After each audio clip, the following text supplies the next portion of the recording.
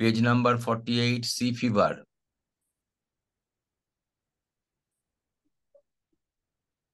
The poem is Sea Fever by John Masefield. আমরা গত সপ্তাহে শুরু করেছিলাম। আমি আরেকটু ওয়েট করি। আর নিমপিট রামকৃষ্ণ বিদ্যা ভবন এখনো আসেনি। আর SRKSVM গার্লস আসেনি। একটু ওয়েট করি। তোমরা বেগমপুর হাই স্কুল এসছো, ইউ আর ওয়েলকাম। তোমাদের টেক্সট বইটা তোমরা ওপেন করো প্লিজ, পেজ নাম্বার 48। আমি প্রথমে আজকে টাইটেলটা নিয়ে কিছু কথা বলবো। I will talk on the title word, sea fever. Sea fever, a poem, poem by John Masefield, একজন ইংলিশ পোয়েট। কবিতাটা এটা মোটামুটি ধরো 20th সেঞ্চুরি এবং 19th সেঞ্চুরি লাস্ট বা ভিক্টোরিয়ান যুগের শেষ শেষ দিকে, এবং 1967 অর্থাৎ 20th সেঞ্চুরির প্রায় প্রথম অর্ধ, এই সবটা নিয়েই হচ্ছে কবিতা, মানে ওনার লাইফ, জন মেসফিল্ড। একটু পড়বো, কিন্তু আর কাউকে দেখতে পাচ্ছি না। হ্যাঁ, ঢুকছে। SRKSVM girls, SRKSVM girls, please take your seats quickly.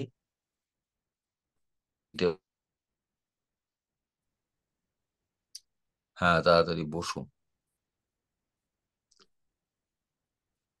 তোমরা তো তাড়াতাড়ি বসো।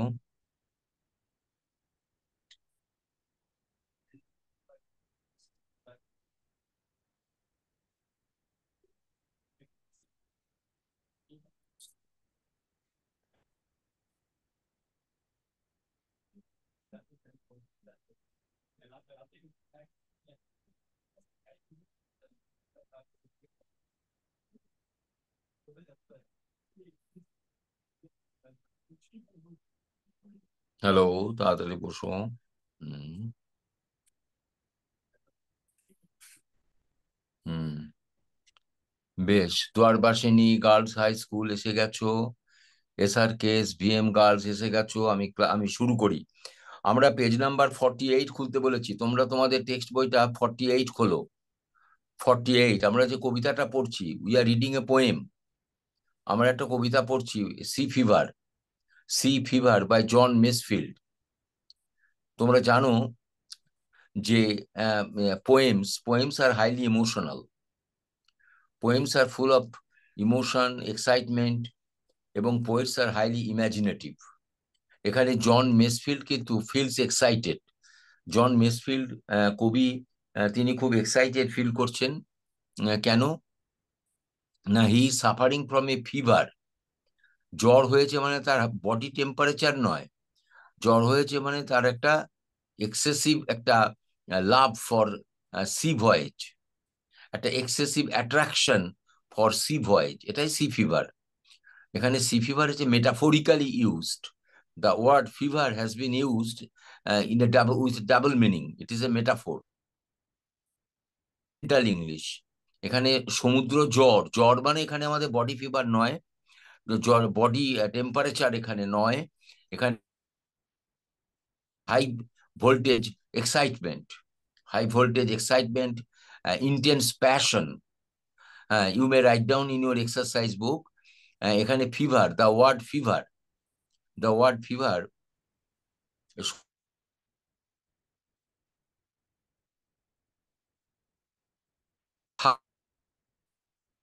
excitement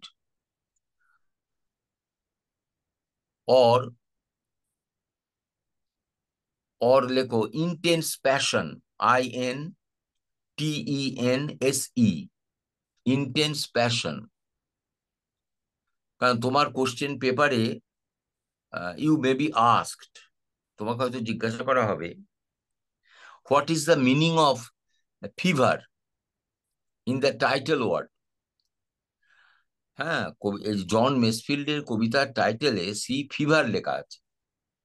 তা ইউ মে বি আস্কড, তোমাকে জিজ্ঞাসা করা হতে পারে, what is the meaning of the word fever? এখানে ফিভার কথাটা মানে কি তোমাকে জিজ্ঞাসা করা হতে পারে।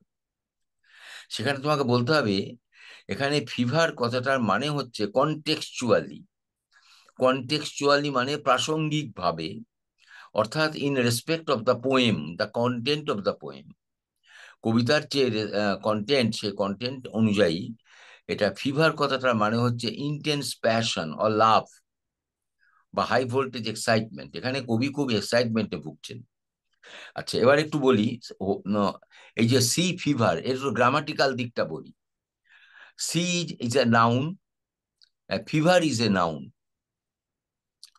এইরকম দুটো শব্দ, দুটো নাউন ওয়ার্ড যখন পাশাপাশি ব্যবহার হয় এবং যখন it expresses a single meaning, তখন সেটাকে বলা হয় তাহলে sea fever is an example of compound noun, যেখানে আমরা পরপর দুটো নাউন ওয়ার্ড ব্যবহার করে একটা অর্থ প্রকাশ করার চেষ্টা করি। যেমন radio programme, radio is a noun, programme is a noun.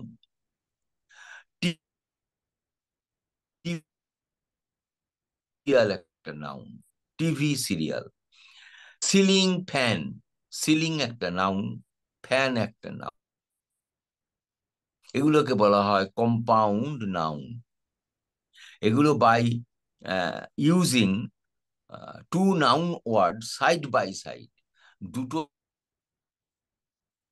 দুটো বিশেষ্য পদকে আমরা পরপর যদি ব্যবহার করি, করে একটা অর্থ প্রকাশ করার চেষ্টা করি, সেটাকে বলা হয় কম্পাউন্ড। ফিভার কথাটা নিয়ে আমি অনেকগুলো বললাম। আর একটা কথা দেখো, এই যে ফিভার, ফিভার তো নাউন, এর অ্যাডজেক্টিভ করা যেতে পারে ফিভারি। বলেছি আবার একবার তোমাদের মনে করলাম, talk to you on the title of the poem.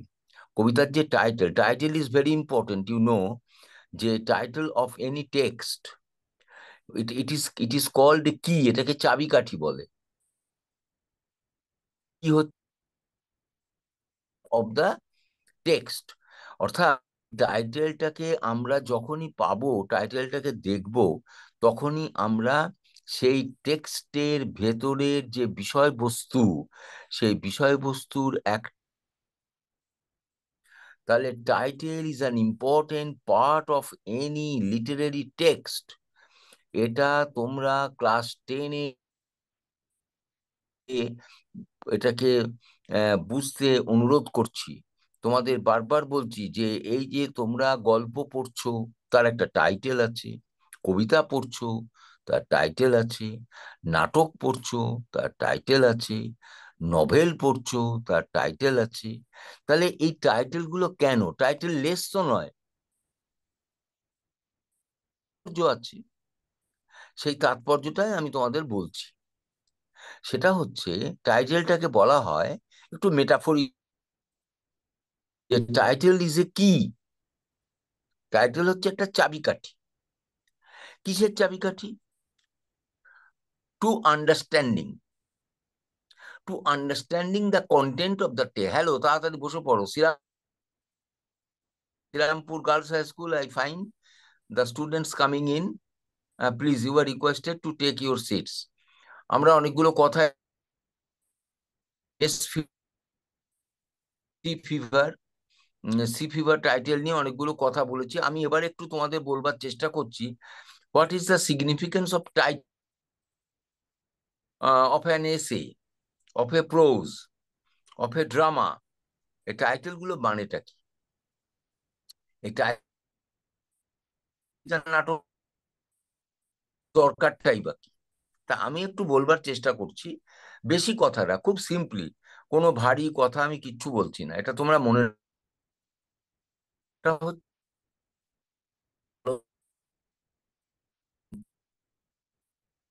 শিরোনাম। তোমরা যে কোনো টেক্সট পড়ো না কেন, তার একটা শিরোনাম আছে। যেমন তোমরা এর আগে তোমরা দুটো গল্প পড়লে, তার শিরোনাম আছে। তা শিরোনামগুলো কিন্তু বেশ সিগনিফিকেন্ট, তাৎপর্য কিন্তু আছে, ইম্পর্টেন্স আছে। তা আমি একটু উপমা দিয়ে বলতে চাইছি, এই টাইটেলকে বলা যেতে পারে একটা কি, এটা একটা চাবি। তাহলে what is the function of a key? একটা চাবির ফাংশনটা কি? হোয়েন এ কি ইজ ইউজড ইন লক, তার মানে দ্য টেক্সট যেটা আমরা এখনো পড়িনি, তার মানে সেটা লকড। আমি কথাটা বোঝাতে পারছি কি? যে টেক্সটটা আমি এখনো শুরু করিনি, সেটা আমার কাছে ধরে নি সেটা লকড, সেটা তালা দেয়া। যখন আমি পড়তে শুরু করব তখন ইট ইজ আনলকড। তাহলে সে পুরোটা যখন শুরু করব তার আগে আমি টাইটেলটা দেখবো। এ টাইটেল ইজ এ কি, with the help of the কি আমরা unlock the door and we enter the inside of the text, এবং ওই টেক্সটের আমরা মাঝামাঝি আমরা ঢুকতে পারি, এবং দেখেন then we can understand what is said. লেখক কি বলতে চাইছেন সেটা আমরা বুঝতে পারি। এই that is the importance of title. তা আমাদের এই কবিতা লিখেছেন একজন ব্রিটিশ পোয়েট, জন মেসফিল্ড। তিনি সন্ধিক্ষণে, তিনি কিছুটা আছেন 19th সেঞ্চুরির শেষে, অর্থাৎ ভিক্টোরিয়ান যুগের একটু শেষে আছেন, একদম লাস্টের দিকে। আবার তিনি এসছেন, সেটা তিনি চলছেন 20th সেঞ্চুরি ফার্স্ট হাফ, 1950। তার মানে শেষার্ধ, মানে শেষের দিকে, অর্থাৎ ঊনবিংশ শতাব্দীর শেষের দিকটুকু আর বিংশ শতাব্দীর প্রথম দিকটুকু, এই দুটো মিলিয়ে মিশিয়ে the life span of John Masefield. এবং তিনি কবিতাটার টাইটেল দিয়েছেন সি ফিভার। যখনই আমরা এই টাইটেলটা দেখলাম, সি ফিভার, তখনই আমাদের মনে হলো যে একটা আঁচ পাচ্ছি, একটা গন্ধ পাচ্ছি, যে the poet has a passion. কবির একটা একটা ভালোবাসা রয়েছে, কবির একটা টান রয়েছে, কবির একটা আকর্ষণ রয়েছে। সেটাই তো ফিভার। ফিভার মানে এখানে কিন্তু টেম্পারেচার, বডি টেম্পারেচার নয়। এখানে fever does not mean our temperature, আমাদের যে জ্বর হয় যখন, সেকেই ফিভার বলি, কিন্তু এখানে নো। এখানে fever has no literally used, এখানে fever has been used contextual. এটা প্রসঙ্গটা কি, সেই প্রসঙ্গে মানেটা কি, সেইটা তোমাকে বুঝতে হবে, এই কৌশলটা তোমাকে শিখতে হবে। তাহলে তোমার লিটারেচারে গল্প, কবিতা, নাটক পড়লে তোমার সুবিধা হবে। তারপর একটা কথা আমি তোমাদের আগেও বলেছিলাম, যে কবিরা কবিরা খুব সাজেস্টিভ হন, কবিরা খুব আভাসে ইঙ্গিতে একটু কথা বলতে ভালোবাসে। হ্যালো, হ্যালো, শুনতে পাচ্ছ আমার কথা?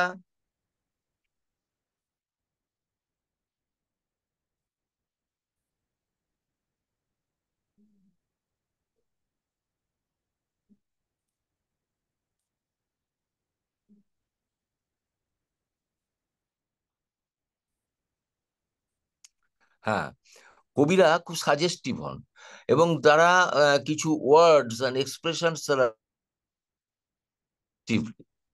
কথাটা বুঝেছো, তারা খুব সাজেস্টিভলি এগুলো ব্যবহার করেন, এবং সেগুলো আমাদের বুঝে নিতে হয়। যেমন আমরা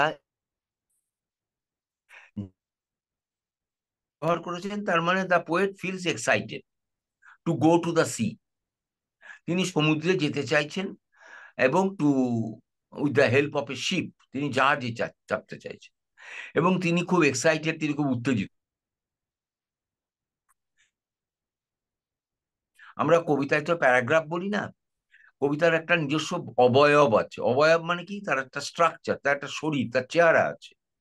সুতরাং কবিতায় যে লাইন্স গুলো দেখা যায়, একটা ডিভিশন দেওয়া আছে, বলি জেড এ, স্ট্যাঞ্জা। কিন্তু অনেকে, আমাদের স্টুডেন্টসরা অনেক সময় ভুল করে বলে, স্যার ওই কবিতার ফার্স্ট প্যারাগ্রাফে আছে। না, এটা ভুল। আমরা কবিতায় কখনো প্যারাগ্রাফ, আমরা কবিতায় বলবো স্ট্যাঞ্জা। আর নন পোয়েমস, যেগুলো যেগুলো প্রবন্ধ, এসে, গল্প, সেখানে তুমি বলতে পারো প্যারাগ্রাফ, স্ট্যাঞ্জা।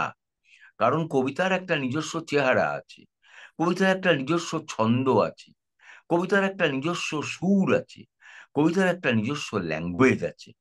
সেই জন্য কবিতা একটু different from other literary text. Hello, আমি কি বোঝাতে পারছি? তোমরা বুঝতে পারছো? প্লিজ গিভ ইউর রেসপন্স, একটু হাত তোলো, তাহলে আমি বুঝতে পারবো। ঠিক আছে, তাহলে আমি এইটুকু বলে আমার খুব ভালো লাগলো যে তোমরা বুঝতে পেরেছো যে কবিতা আর গল্প পড়তে গেলে তোমার একটু মনটা চেঞ্জ করে নিতে হবে। কারণ আমরা তো কবিতাটা, আমি যখন গল্প পড়ি তখন এতটা সাজেস্টিভ নই। তখন গল্প কিন্তু অনেক বেশি এলাবোরেট, অনেক বেশি এক্সপ্যান্ডেড, অনেক বেশি বিস্তৃত। ঠিক আছে, সেটা আমাদের কোনো খুব একটা অসুবিধা হয় না। কিন্তু আমাদের এই কবিতা পড়তে গেলে কিন্তু আমাদের একটু অন্যরকম হতে হবে। সেটা হচ্ছে কি, আমাদের একটু ইমাজিনেটিভ হতে হবে, একটু কল্পনা করতে হবে। আমরা একটু একদম একটু আমাদের কি বলবো, একটু কনটেক্সট থেকে একটু বেরিয়ে যেতে হবে। সাজেশন যেগুলো দিচ্ছেন কবিরা, এই সাজেশনকে বুঝবার চেষ্টা করতে হবে, তবে উই ক্যান আন্ডারস্ট্যান্ড। তাতে আমরা দেখেছি যে কবি বারবার বলছেন, I must go down to the seas again in the first stanza. তোমরা কবিতার বই খুলেছো নিশ্চয়ই, আমি বারবার বলছি, বারবার বলছি, তোমরা কবিতার বইটা খোলো, টেক্সট বইটা। আমি সেটা বইটার নাম তোমাদের ব্লিস, তাই তো? তোমাদের টেক্সট বইয়ের নাম ব্লিস, পেজ নাম্বার 48, লেসন 6। এখানে the first line, I must go down to the seas again. দেখো, আমি একটু অন্য একটা ব্যাপার বলি। আবার দেখো সেকেন্ড স্ট্যান্জাটা, দেখো second stanza, the second stanza starts with the same line, I must go down to the seas again. তাহলে in the first stanza and in the second stanza the opening lines are the same.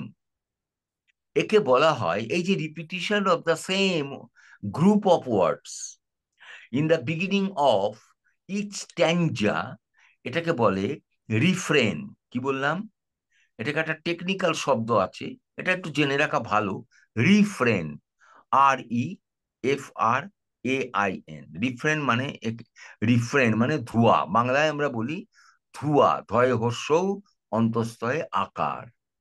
এটা একটা poetic technique, এটা আমরা গল্পে পাই না, এটা আমরা নাটকে পাই না, এটা আমরা প্রবন্ধে পাই না, এটা আমরা রচনা বা এসেতে পাই না, এগুলো আমরা পাই কবিতায়। তোমরা বাংলা কবিতা পড়তে গেলেও তোমরা এরকম ধোঁয়া পাবে। চল চল চল, ঊর্ধ্ব গগনে বাজে মা দল। এই যে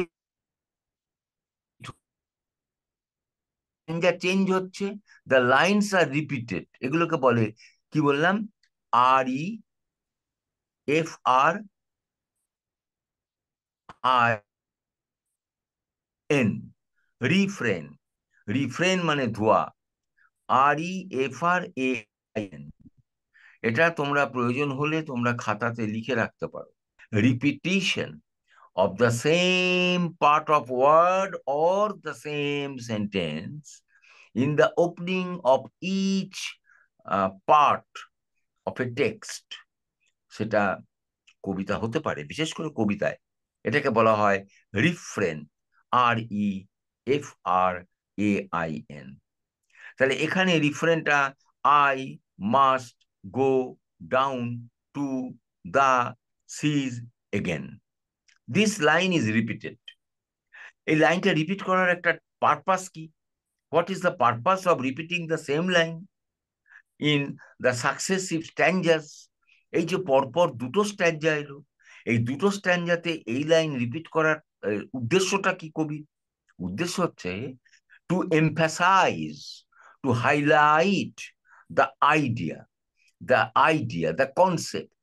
উনি তার একটা বিশেষ ধারণাকে তিনি হাইলাইট করছেন, তিনি জোরে প্রকাশ করে বলতে চাইছেন যে তিনি সমুদ্রে যাবেন, তার মানে তার সমুদ্রে যাওয়ার ইচ্ছা তীব্র, এটাকে তিনি কন্ট্রোল করতে পারছেন না।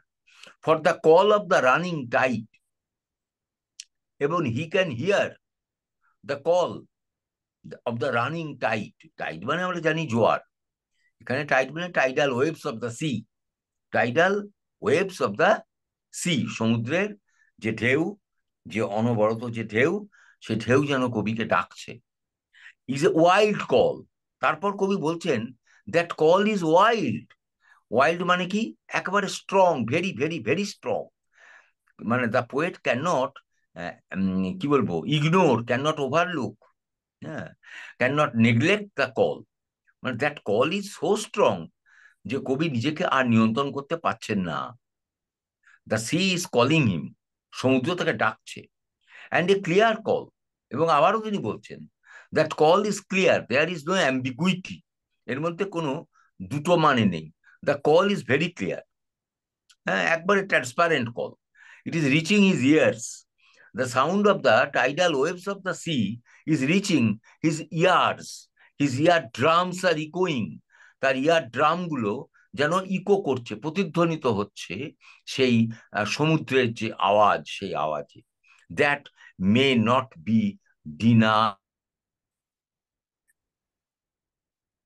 ওই কলকে, ওই যে কানে আমার আওয়াজ আসছে, ওটাকে আমি অস্বীকার করতে পারছি না, আমি ওটাকে অগ্রাহ্য করতে পারছি না। এই যে ডিনাই থেকে, DENY, ডিনাই মানে রিফিউজ। তার মানে এখানে যে সমুদ্রের ডাক, সেই ডাকটাকে তিনি এখানে ইন্ডিকেট করছেন, কি বল, call is wild. Second time বলছেন দ্য কল ইজ ক্লিয়ার, এবং এই কলটাকে he can not ignore, he can not, that may not be denied. বলছে is a wild call and a clear call that may not be denied. এটাকে যদি আমরা বলি, এটা প্যাসিভে আছে, বি ডিনাইড, এটা দেখেই মনে হচ্ছে প্যাসিভ ভয়েসে আছে। এটাকে অ্যাক্টিভ ভয়েসে কি করা যাবে? অ্যাক্টিভ ভয়েসে করা যাবে এই পুরো সেন্টেন্সটাকে, অ্যান্ড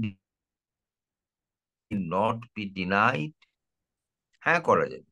এটা কে ডিনাই করতে পারবে না? The speaker. স্পিকার, তার মানে বলবো না, মে নট আছে, দেখো মে নট, সেই জন্য the poet may not deny, DENY, the poet may not deny A wild call and a clear call. ব্যাস, তাহলেই হয়ে গেল আনসার। হ্যাঁ, ইজ এ ওয়াইল্ড কল। আচ্ছা, অ্যান্ড এ ক্লিয়ার কল, এই যে is a wild call and a clear call, তাহলে এখানে কল শব্দটাকে, এই কল শব্দটাকে তুমি সাবজেক্ট হিসেবে ব্যবহার করতে পারবে? এনিওয়ান? দেখো তো, একটু লিখে দেখাও, তোমরা ডিজিটালি একটু প্ল্যাটফর্মে বলো, মানে দেখাও। The word call may be used as the subject, এটাকে প্রথমে নিয়ে এসে ব্যবহার করতে হবে বাক্যের মধ্যে, পারবে? হ্যালো, দেখো, পারবে? দেখো, আমরা কিন্তু অনেকগুলো স্কুলকে পেয়েছি আজকে, 5টা স্কুলকে আমি দেখতে পাচ্ছি। তা এনিওয়ান, ফ্রম এনিওয়ান স্কুল, একটু চেষ্টা করো না, কল শব্দটাকে আমরা সাবজেক্ট হিসেবে যদি নিয়ে আসি আগে, পারা যাবে কি না? তাহলে আমাকে বলে দিতে হয়। তো তুমি আগে কলটাকে ব্যবহার করো, চলো বলো, the call is, the call is wild and clear, the call is wild and clear. হয়তো হয়ে গেল, ব্যাস। তাহলে এইভাবে তোমাকে সেন্টেন্স গুলোকে একটু চেষ্টা করো। হ্যাঁ, এটা না পারার কিছু নেই, আমি যেটা বলেছি খুব সহজ। That may not be denied মানে the poet can not deny that call, এই তো অনেকটা হয়ে গেল। তারপরে দেখো থার্ড লাইন, থার্ড লাইনে দেখো, and all I ask is a windy day, and all I ask is a windy day. আমার কি চাই? ডিউরিং দ্য সি জার্নি, ও সমুদ্রে যখন আমি যাব, ডিউরিং মাই সি জার্নি, আমি কি চাইবো? চাইবো একটা উইন্ডি ডে, এমন দিন যা নাকি ঝোড়ো হাওয়াতে একেবারে পরিপূর্ণ থাকবে। উইন্ডি শব্দটা উইন্ড, সেখানে by adding Y it has become an adjective, windy day. Wind is a noun, by adding Y it has become windy. Windy কথাটার মানে হচ্ছে এখানে বাতাসপূর্ণ, মানে stormy day, windy day, and all I ask is a windy day. এখানে এটাকে যদি বলি প্যাসিভ ভয়েসে করো, তো করা যাবে? এটা তো অ্যাক্টিভ, এটা তো অ্যাক্টিভে আছে, অ্যাক্টিভ ভয়েস, এটাকে প্যাসিভ করা যাবে? মানে Sir, Windy can I ডেটাকে try? Subject করতে হবে। করে একজনকে লিখে দেখাও।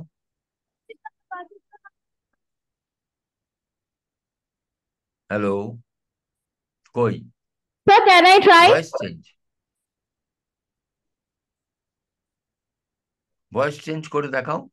শিবপুর, এসএসপিএস শিবপুর, স্কুল কা রিকোয়েস্ট, একটু দেখো পারো কিনা। Sir, can I try? হ্যাঁ, yes, you right, right, right. আসলে একটা সাউন্ডের সমস্যা হচ্ছে, এটা আমি বুঝতে পারছি। লিখে দেখাও না, তোমরা একটু লিখে দেখাতে পারো? Sir, the answer is a windy day was asked by me. A windy day is asked by me, correct answer, right. বল, তোমার কোন স্কুল, তোমার স্কুলের নাম কি? Sir, Srirampur Girls High School.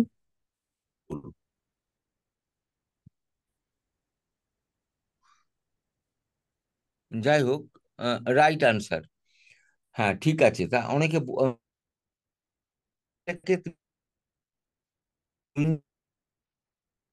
Me, very good. আচ্ছা, এই যে,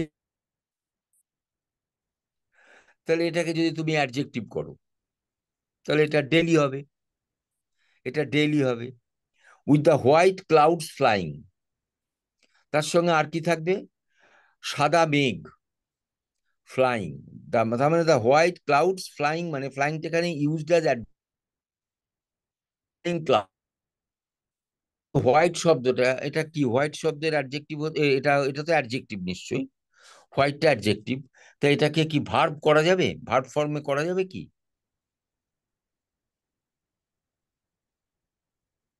can you make it a verb? সাদা করা, হোয়াইটটা তো অ্যাডজেক্টিভ, করা যাবে কি? হ্যালো,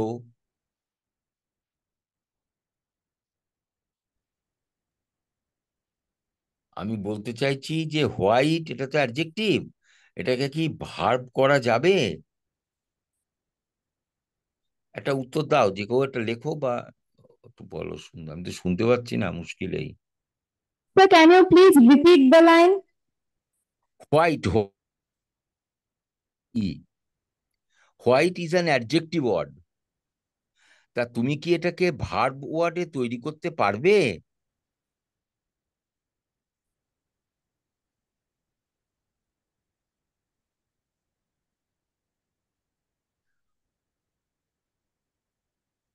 হোয়াইট মানে ভার্বে হবে সাদা করা, তাহলে সেটা কি করা যাবে? ইংলিশটা করা যাবে কি? সাদা করা তো আর হোয়াইট হবে না, তার তো একটা চেঞ্জ হবে, সেটা কেউ বলবে? Hello,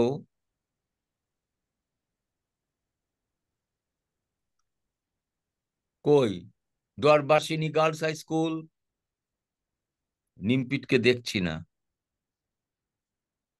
এসআরকেএস VM, Bansberia municipal high school, একটু বলো। আচ্ছা, তাহলে আমি বলে দিই, এটা by adding suffix E N, by E N যোগ করো, তাহলে কি হলো? Whiten, form.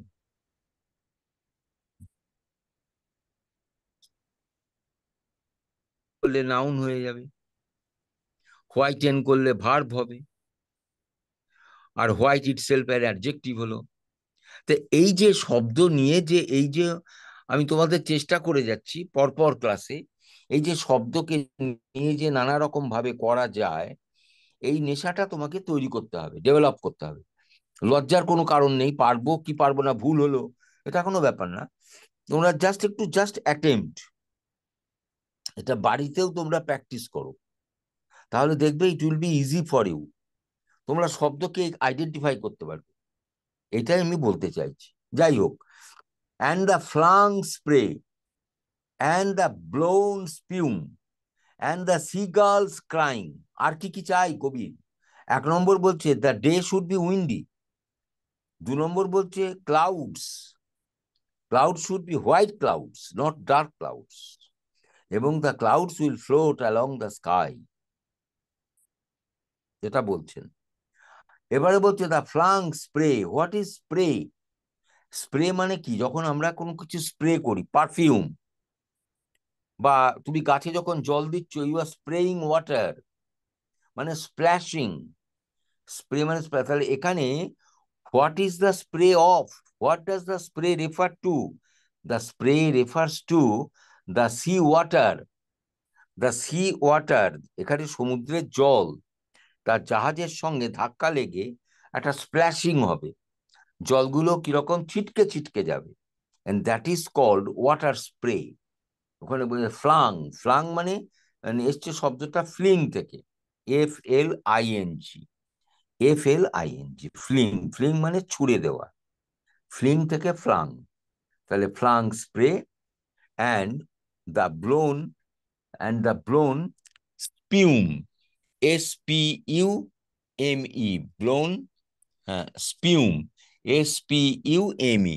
হ্যাঁ, এই যে স্পিউম শব্দটা একটু নতুন শব্দ। স্পিউম কথাটার মানে হচ্ছে তোমার ফেনা, ফেনা, ফোম, FOAM। তারপরে বলছে the sea gulls crying. Sea gull, এখানে সিগাল মানে সমুদ্রে যেগুলো থাকে ওদেরকে বলে গাংচিল। সিগালের বাংলা হচ্ছে গাংচিল, বার্ড, এক ধরনের পাখি। সমুদ্রে এরা ঝাঁকে ঝাঁকে থাকে, তোমরা সমুদ্রে গেলে দেখতে পাও, তোমরা দেখেওছো, এদেরকে বলে সিগালস। তাহলে এখানে the poet John Masefield, he has a long list what he wishes to have during his journey along the sea water. Over the sea water, যখন তিনি যাবেন সমুদ্রে, তখন তার কি কি চাই? একটা উইন্ডি ডে 1 নম্বর, 2 নম্বর হচ্ছে ফ্লাইং হোয়াইট ক্লাউডস, 2 নম্বর, 3 নম্বর হচ্ছে স্প্ল্যাশেস অফ ওয়াটার, বলতে জল চারিদিকে ছিটিয়ে ছিটিয়ে পড়বে। আর কি চাই? 4 নম্বর ফোম, অর্থাৎ বেশ ফেনা হবে, জাহাজ যখন চলবে তার যখন জলের ওপর দিয়ে, তখন ফেনা তৈরি হবে, ফোমি ওয়াটার। তারপরে বলছেন সি গার্লস ক্রাইং। আর কি চাই তার? যে গাংচিলেরা কিছু, যারা চিৎকার করছে, দে আর ক্রাইং। এই 5টা জিনিস চাই, এগুলো তোমাদের পরীক্ষায় আসতে পারে। যে what are the things the poet wishes to have during,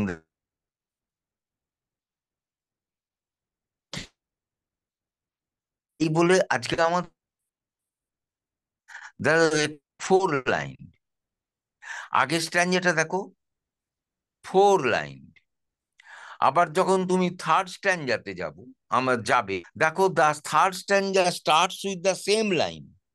একই লাইন দিয়ে থার্ড স্ট্যান্ডা স্টার্ট হচ্ছে, I must go down to the seas again. আমরা বলেছিলাম এটা একটা পোয়েটিক টেকনিক। এই টেকনিকটার নাম কি বলেছিলাম? আমি একটু আগে বললাম, বলো তো কেউ, বা লিখে তাকাও। টেকনিকটার নাম কি বলেছি? কি বললাম একটু আগে?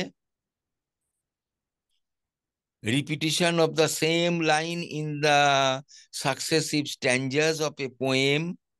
একটা কবিতার পরপর স্ট্যান্জাতে একই লাইন যদি রিপিট হয়, তাকে কি বলা হয়? কি বললাম একটু লিখে দেখাও শব্দটা। তোমরা কি কিছু শোনো না, না কি? আমি তো কিছু বুঝতেই পারি না, আশ্চর্য ব্যাপার। এটা আমি একটু আগে বলে দিলাম। কি হলো? মরেছে রে, এ কি কথা? আরে আমি তো একটু আগেই বললাম যে কি শব্দটা, লিখে দেখালেও হলো। হ্যালো, বললাম না যে একই, যেমন I must go down to the seas again, এটা দিয়ে শুরুটাও হচ্ছে প্রত্যেকটা লাইন, এটাকে বলে রিফ্রেন। REFRAIN, একটু গেলে স্যার এটা একটু আমাদের রিসেসের মিষ্টির বেল ব্যাপার। পড়ে গেছে। REFRAIN, refrain. রিফ্রেন সময় ওভার, টাইম ইজ ওভার, আমাদের ক্লাস ইজ ওভার। আমরা নেক্সট উইকে আমরা লাস্ট স্ট্যান্ডারটা পড়বো।